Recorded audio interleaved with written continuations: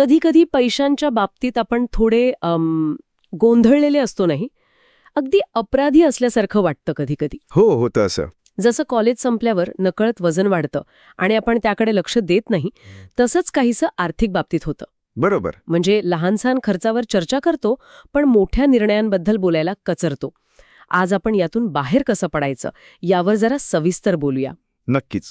आपली आजची चर्चा रामित सेठी यांचे I will teach you to be rich या खूप गाजलेल्या पुस्तकातील काही निवडक भागांवर आधारित आहे. हो, हे पुस्तक खूपच व्यावहारिक आहे. अगदी एकदम स्पष्ट, थेट आणि म्हणजे लगेच वापरता येईल असा सल्ला आहे यात. आणि वाचकांचे अनुभव तर जबरदस्त आहेत. हो, मी पण वाचलंय त्याबद्दल. अनेकांना कर्ज फेडणं, बचत वाढवणं शक्य झालंय. हो ना, पगारवाढ मिळवणं इतकंच काय तर लवकर निवृत्ती घेणंही शक्य झालंय. स्टीव्ह ॲडकॉक सारखे लोक अगदी तरुण वयात निवृत्त झाले. अच्छा. आणि एरियल स्ट्युअर्टने तर हजारो डॉलरचं कर्ज फेडून मोठी बचत केली असं वाचलंय. कमाल आहे. तर मग आज आपलं ध्येय काय? क्रेडिट कार्ड्स आणि कर्ज याबद्दलची जी भीती आहे किंवा जे गैरसमज आहेत ते दूर करणं. हे महत्वाचं आहे. या पुस्तकाच्या मदतीने आपण बचावात्मक भूमिकेतून बाहेर पडून आर्थिक नियंत्रण कसं मिळवायचं हे पाहू. आणि हो, समृद्ध जीवन म्हणजे फक्त पैसा नाही तर आणखी काय हेही समजून घेऊ. अगदी. रिच लाईफची संकल्पना चांगली मांडली आहे त्याने. पुस्तक 6 आठवड्यांची योजना सांगतं. आज आपण पहिल्या आठवड्यातल्या महत्त्वाच्या गोष्टींवर लक्ष देऊया. सुरुवात क्रेडिट कार्ड्सपासून करूया. चालेल. क्रेडिट कार्ड नाव ऐकलं तरी अनेकांच्या पोटात गोळा येतो नाही का? हो, भीती वाटते लोकांना.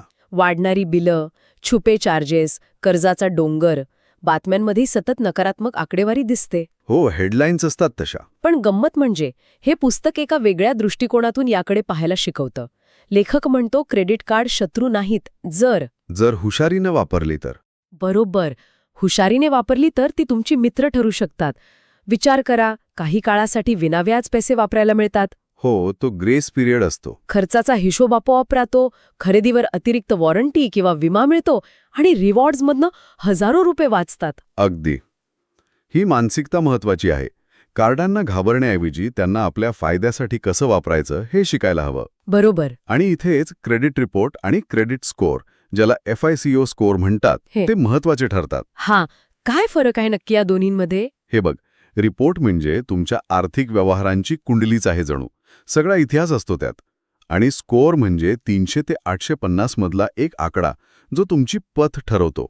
म्हणजे तुम्ही कर्ज वेळेवर फेडता की नाही वगैरे. अच्छा. चांगला स्कोअर असणं म्हणजे एक मोठा विजय आहे, ज्याला लेखक बिग विन म्हणतो. याचं कारण कर्जाचे व्याजदर. ओके. विचार करा, गृहकर्ज घेताना चांगला स्कोअर असेल तर वाईट स्कोअर असणाऱ्या व्यक्तीच्या तुलनेत तुम्ही व्याजदरात अक्षरशः हजारो डॉलर्स वाचवू शकता. बापरे, एवढा फरक पडतो? हो, ही भविष्यातली खूप मोठी बचत आहे. त्यामुळे स्कोअरकडे लक्ष देणं हे आजचं काम आहे, उद्याचं नाही. बरोबर. मग प्रश्न येतो की आपल्यासाठी योग्य कार्ड कसं निवडायचं? हा महत्वाचा प्रश्न आहे. पुस्तका काही गोष्टी सुचवतं. रिवॉर्ड्स बघा, कॅशबॅक हवं की ट्रॅव्हल पॉइंट्स. आता कॅशबॅक जरा समजायला सोपं आहे नाही का?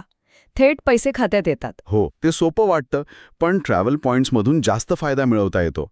पण त्यासाठी थोडं प्लॅनिंग लागतं. दुसरी गोष्ट, फी विरुद्ध फायदे तपासा. काही उत्तम कार्ड्सना वार्षिक फी असते. हो, असते. पण जर तुम्ही कार्ड भरपूर वापरत असाल तर फी भरूनही मिळणारे फायदे जास्त असू शकतात. म्हणजे हिशोब करावा लागतो. बरोबर. त्यासाठी ऑनलाईन कॅल्क्युलेटर वापरता येतात. हो, पण एक धोक्याचा इशारा आहे पुस्तकात. डिपार्टमेंट स्टोअरची कार्ड्स शक्यतो टाळा म्हणतात.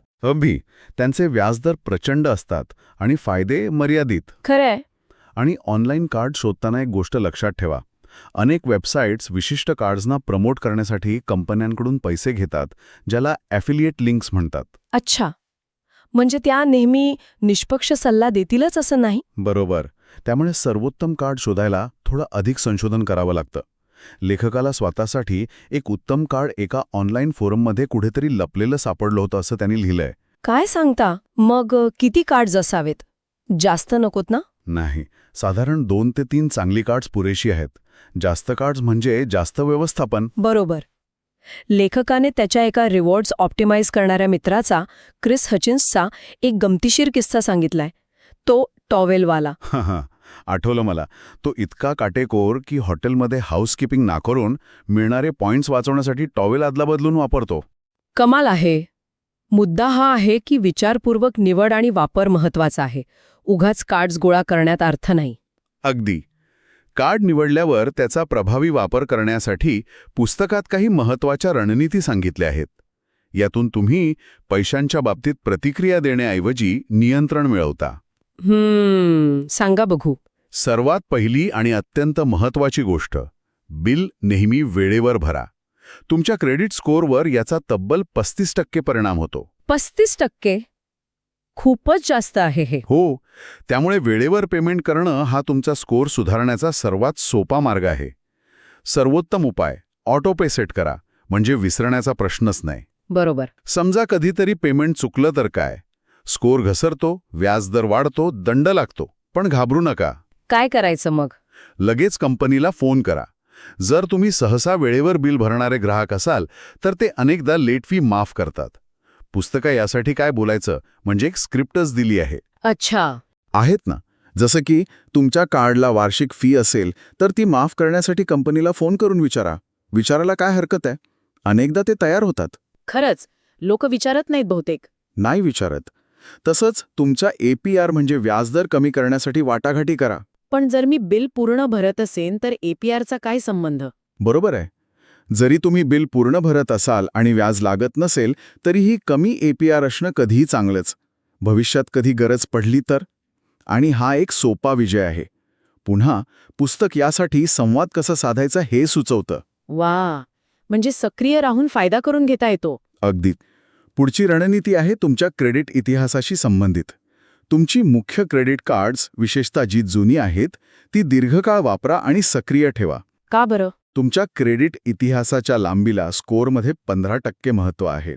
म्हणून जुनी खाती चालू ठेवणं फायद्याचं ठरतं. मग जे कार्ड वापरत नाही त्याचं काय? एखादं कार्ड वापरत नसाल तर त्यावर एखादं छोटं बिल, जसं नेटफ्लिक्स किंवा काही, ते ऑटोपेवर ठेवा. म्हणजे ते सक्रिय राहील. जुनी खाती बंद करण्याची घाई करू नका. ठीक आहे. पुढचा मुद्दा. आणखी एक महत्त्वाची गोष्ट म्हणजे तुमची क्रेडिट मर्यादा म्हणजे क्रेडिट लिमिट वाढवून घेणं. पण काय? इथे एक मोठी अट आहे. हे तेव्हाच करा जेव्हा तुमच्यावर कोणतंही क्रेडिट कार्ड कर्ज नसेल. अच्छा. का बरं असं? यामागचं कारण आहे क्रेडिट युटिलायझेशन रेशिओ. हा तुमच्या स्कोअरमध्ये 30% महत्त्वाचा असतो. म्हणजे? सोप्या भाषेत तुमच्या एकूण लिमिटपैकी तुम्ही किती वापरता. समजा तुमची लिमिट 1 लाख आहे आणि तुम्ही 30,000 वापरता, तर रेशो 30% झाला. लिमिट जास्त आणि वापर कमी असेल तर तुमचा स्कोअर सुधारतो. ओ, म्हणून लिमिट वाढवायची. हो, लिमिट वाढवण्यासाठी कंपनीला फोन करून विनंती करता येते. पुस्तक त्यासाठी पण स्क्रिप्ट देतं. अरे वा. आणि आता माझी आवडती रणनीती, तुमच्या कार्डचे छुपे फायदे वापरा, सिक्रेट पर्क्स. हां, बरोबर. अनेकांना याची माहितीच नसते. काय काय असतं यात? अनेक कार्ड्स तुम्ही घेतलेल्या वस्तूंची वॉरंटी आपोआप दुप्पट करतात. काय सांगता? हो, भाड्याच्या गाडीचा विमा देतात, प्रवास रद्द झाल्यास पैसे परत मिळवून देतात. काही कार्ड्स तर कॉन्सियर्ज सेवा देतात. म्हणजे तुमच्यासाठी हॉटेल बुकिंग किंवा कार्यक्रमाची तिकीटं मिळवून देण्यासाठी मदत करतात. हे तर भारीच आहे. तुमच्या कार्ड कंपनीला विचारा की तुमच्या कार्डवर नक्की काय फायदे आहेत आणि त्यांची पूर्ण यादी मागवा. आणि म्हणून मोठ्या खरेदीसाठी क्रेडिट कार्ड वापरणं अधिक सुरक्षित ठरतं. बरोबर. चला आता क्रेडिट कार्ड्सवरून एका अधिक भावनिक विषयाकडे वळूया. कर्ज. महत्वाचा विषय. विशेषतः शिक्षण कर्ज आणि क्रेडिट कार्ड कर्ज. कर्ज फेडताना अनेकदा मानसिक अडथळे येतात. लेखक याला पैशांबद्दलच्या अदृश्य समजुती म्हणतो. इनव्हिजिबल मनी स्क्रिप्ट्स. म्हणजे आपल्या मनातल्या कल्पना. हो, आपल्या मनात पैशांबद्दल काही पक्की मतं तयार झालेली असतात.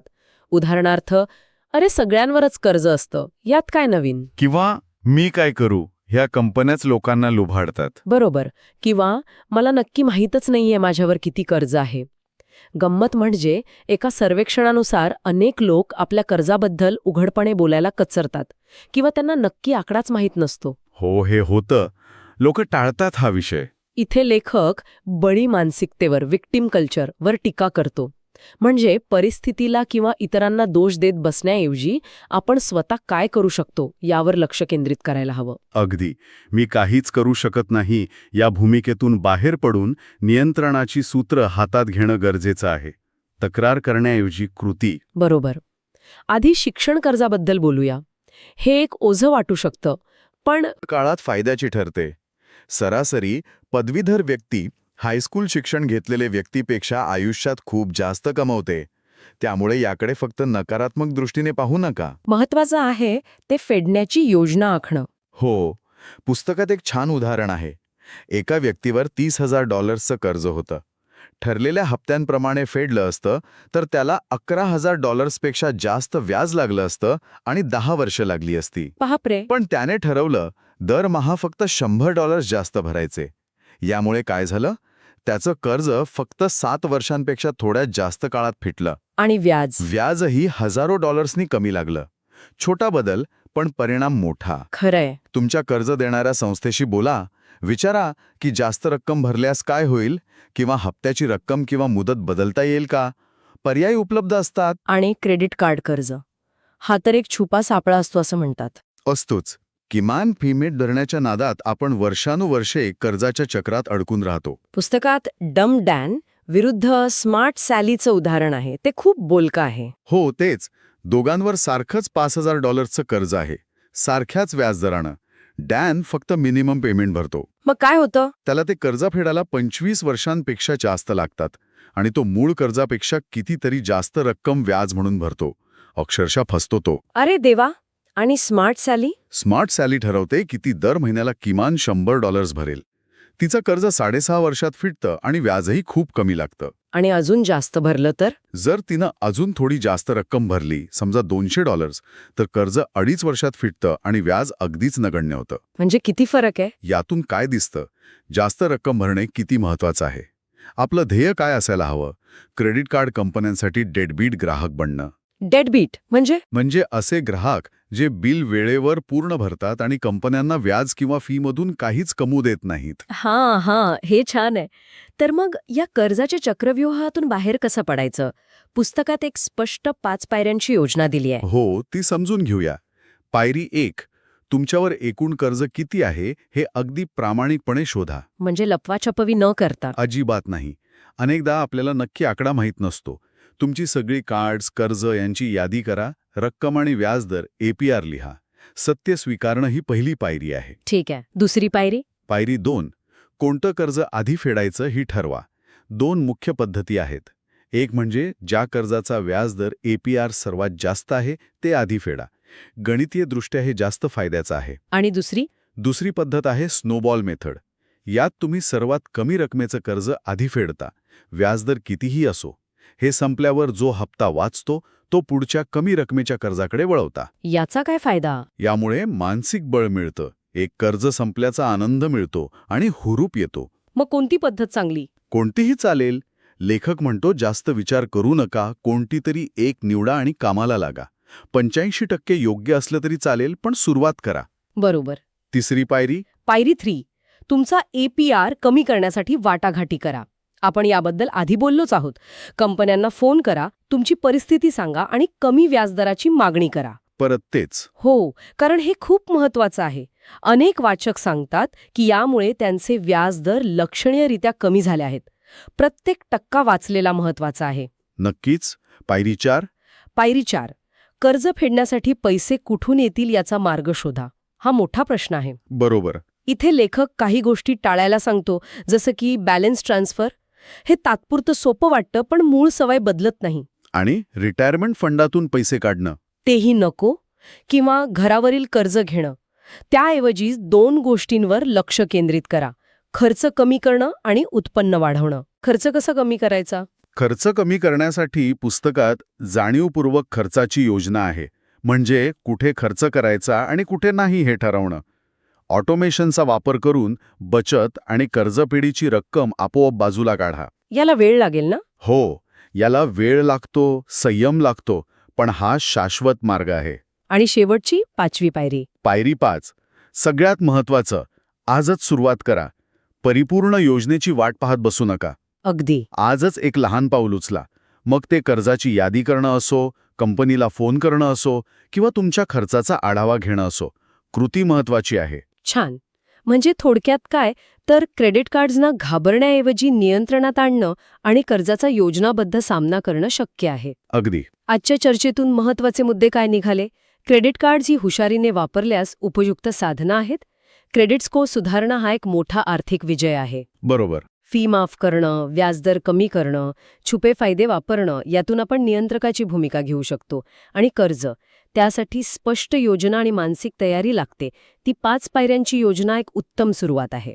आणि इथे परत लेखकाची 85% सोल्युशन कल्पना लागू होते, परिपूर्ण नाही, पण प्रभावी सुरुवात करा. हो, पुस्तकाच्या योजनेनुसार पहिल्या आठवड्यात काय करायचं थोडक्यात सांगायचं तर क्रेडिट रिपोर्ट तपासा, कार्ड्स ऑप्टिमाइज करा, fees, rewards, bill payment automate करा आणि कर्ज असेल तर ती 5 पायरी योजना सुरू करा. एकदम बरोबर. आणि जाता जाता एक विचार सोडून जातो. काय? बिल भरणं, कर्ज फेडणं हे सगळं महत्त्वाचं आहेच, पण याच्या पलीकडे जाऊन आजच्या चर्चेतून प्रेरणा घेऊन या आठवड्यात अशी कोणती एक छोटी विशिष्ट कृती करता येईल जी तुमच्या समृद्ध जीवनाच्या रिच लाईफच्या व्याख्येला सत्यात उतरवण्यास मदत करेल. आणि गंमत म्हणजे कदाचित त्या कृतीसाठी पैसे खर्च करण्याची गरजही नसेल, कारण समृद्ध जीवन हे फक्त बँक बॅलन्सपुरतं मर्यादित नाही. खरंय. ती एक कृती काय असू शकेल विचार करा. खूपच विचार करायला लावणारा प्रश्न आहे हा. तर आजची ही सखोल चर्चा रामित सेठी यांच्या I will teach you to be rich या पुस्तकातील काही सुरुवातीच्या भागांवर आधारित होती. ज्यांना यात अधिक रस आहे त्यांनी हे पुस्तक नक्की वाचावं. नक्कीच वाचण्यासारखं आहे. पुढच्या वेळी भेटूया एका नवीन विषयासह. तोपर्यंत विचार करत रहा.